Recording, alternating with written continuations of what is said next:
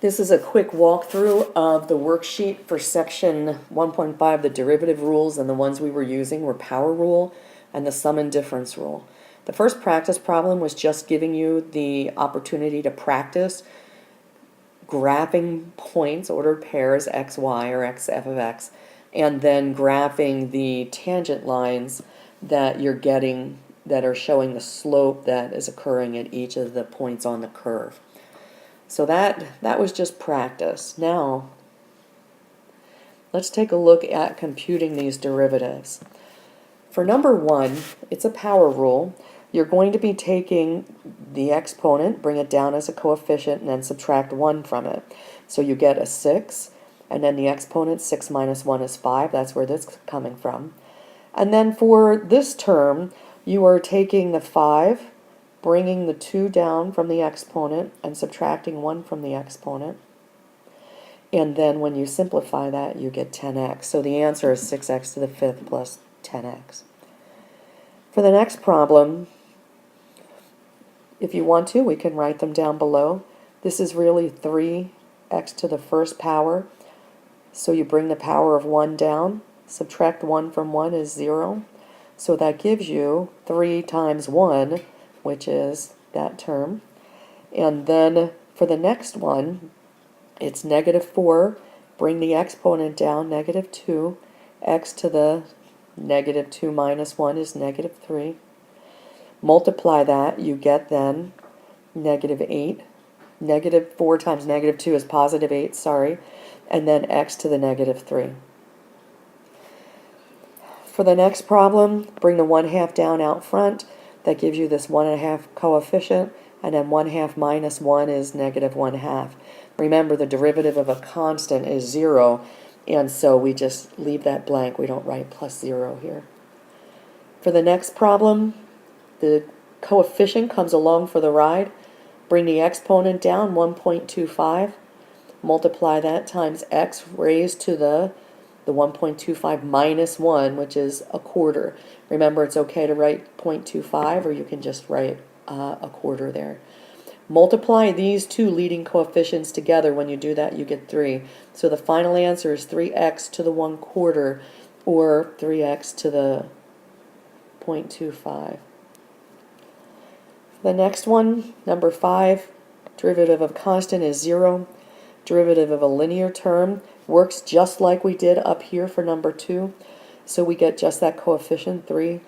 And then for this last one, you get 4 times, now the derivative of x squared is 2x to the first.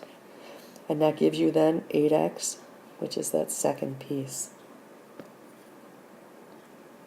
Let's look at each. On this one, we're asked to compute derivatives, but you'll notice that here we need to do some algebraic simplification, and yes, you need to do that before you take the derivative. So this is a required step. Also, you need to, and I'm missing my little d here, you need to use our notation, the derivative with respect to x, so don't forget this. Now we take the derivative, the 6 comes along for the ride, bring the 1/2 down out front and subtract 1 from that exponent. So the 1/2 came down, so 1/2 minus 1 is negative 1/2. Multiply these together to get 3, get x to the negative 1/2. This step is not necessary. You may go right from here to here if you're able to do that without losing anything. And if you can, great. For this one, we did do this one in class where we separated. The 1/3 became a coefficient for that x squared, so we pulled it apart, because then the 1/3 comes along for the ride when you take the derivative, and the derivative x squared is 2x. Then when you multiply those two together, you get 2/3 x. For the next one, rewrite the x squared as x to the negative 2. Then you get 3 times x to the negative 2, and we're taking the derivative of that. This one, the 3 comes along for the ride. Bring the exponent down, subtract 1 from the exponent, and that gives you then 3 times negative 2, negative 6, x to the negative 3. For number 4, on this one, you need to be able to rewrite each of those radicals, and then after you rewrite them, you're going to multiply in. And so every x to the square root of x is x to the 1/2, so you take care of those two. Remember, 1 over the square root of x is 1 over x to the 1/2. And then to move it up into the numerator, you get sorry, squeezing this in here. I should have just not done that. My apologies.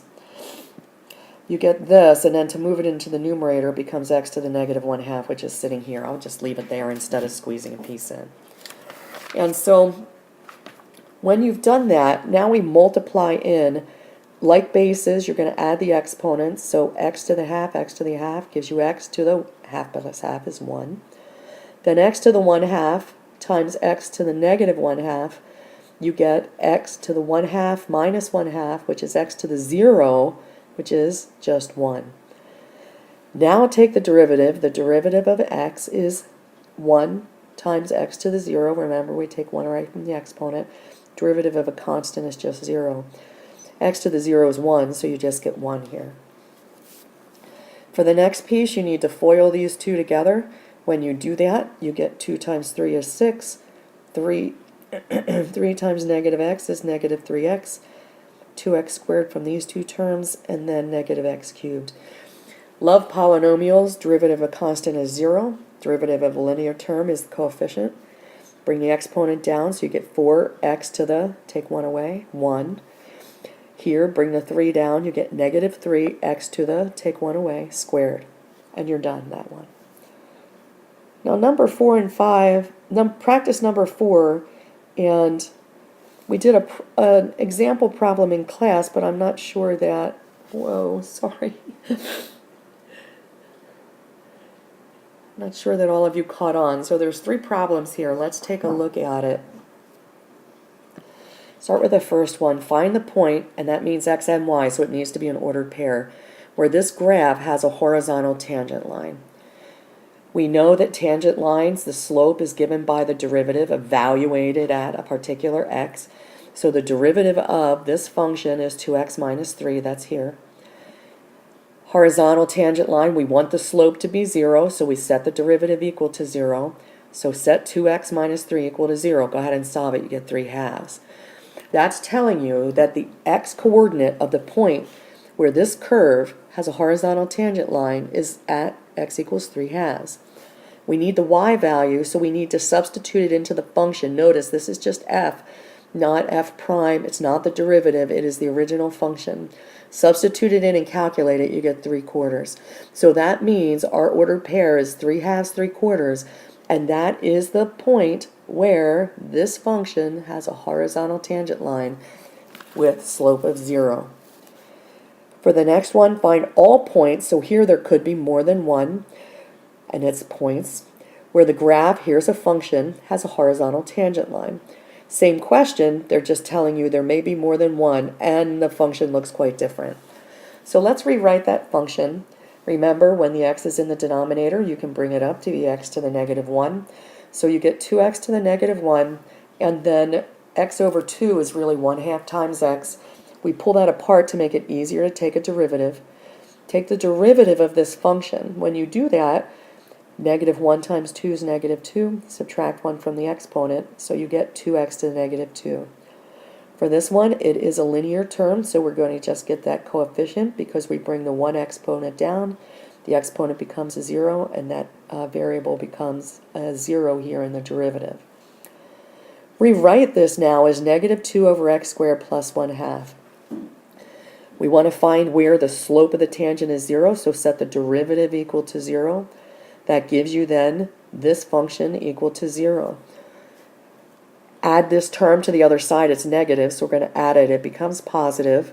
We're going to cross multiply to get x squared equals 4. Take the square root of both sides. And when you do that, you take the plus or minus square root, and that is going to give you then plus or minus 2. We need to then just find the y values. Remember that x equals plus and minus 2 are the x values of the points where this graph has a horizontal tangent line. So go find the y values and give yourself 2 ordered pairs. For the last problem, it's a little uglier. It's still the same question where you're trying to find the two values of x where this graph is going to have a horizontal tangent line. Now it does tell you you're going to have to use the quadratic formula, so this is a real quick reminder. First take the derivative, here it is, use the quadratic formula to find those x values. Now this is asking for the two x values, so the answer to this question is here. X is about negative 1.2, about positive 0.5, sorry, point should be there. Over here, this is giving the entire points. This is the answer that you want here, where it's just the x values. Now, how did I get from here to here? What I did was take the negative 1 plus root 7 over 3. When you do that, you get the 1 value, and then you take negative 1 plus root 7 over 3 and get the other x value. This plus or minus here in the middle is giving you two x values. So that's it. If you have more questions, you could come and see me.